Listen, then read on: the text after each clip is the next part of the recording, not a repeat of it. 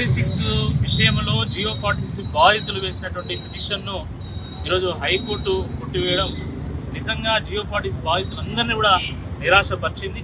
మాకు కోర్టు అయినా న్యాయం చేస్తాయనే నమ్మకంతో ఈరోజు వందలాది మంది వాళ్ళు జొమాటోలు చేసి దాని తర్వాత క్యాటరింగ్ చేసి కూలి పని చేసి వాళ్ళు రూపాయి కూడబట్టి లాయర్లను పెట్టి ఈరోజు హైకోర్టు పిటిషన్ వేస్తే ఆ పిటిషన్ కూడా మరి కొట్టివేయబడడం నిజంగా చాలా దురదృష్టకరం.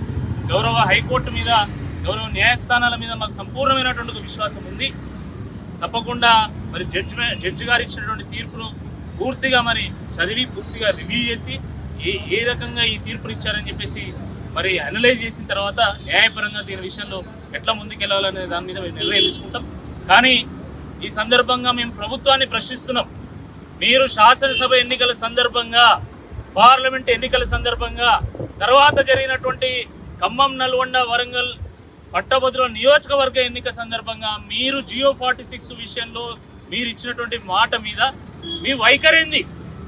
మీరు ఆ రోజు రద్దు చేస్తామని చెప్పి ఎందుకు రద్దు చేయడం లేదు?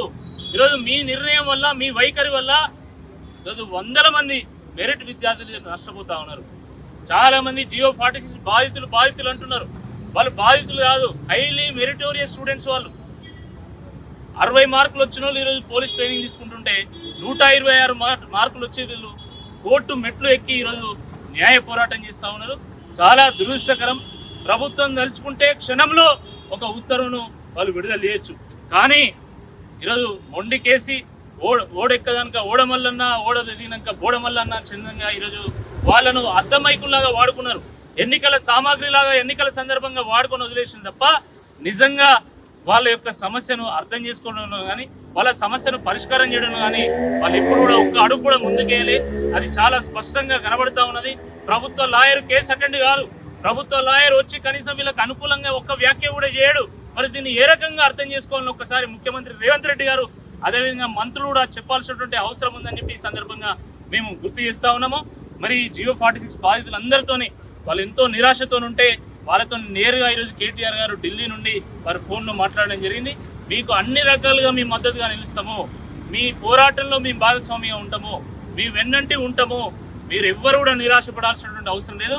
అవసరమైతే దీన్ని సుప్రీంకోర్టులో కూడా వేసైనా సరే మీకు న్యాయం జరిగేంత వరకు మీతో పాటు ఉంటామని చెప్పేసి కేటీఆర్ గారు చెప్పడం జరిగింది. నేను గ్రామీణ ప్రాంతాల్లో ఉన్నటువంటి వందలాది మంది జియో 46 బాధితులందరికీ కూడా, జియో 46 అభ్యర్థులందరూ కూడా నేను విజ్ఞప్తి చేస్తున్నా, మీరు ఎవ్వరు కూడా నిరాశపడాల్సినటువంటి అవసరం లేదు. మాకు తెలుసు మీరు చిన్న కుటుంబాల నుంచి వచ్చిండ్రు, కూలీ నాలి చేసి 100 రూపాయలు కూడబెట్టి మీరు లాయర్లకు ఫీజులు కట్టిళ్ళు.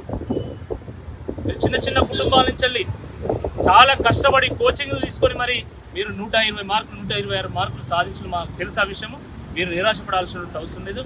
మీ తరఫున కొట్లాడడానికి మేము సిద్ధంగా ఉన్నాం.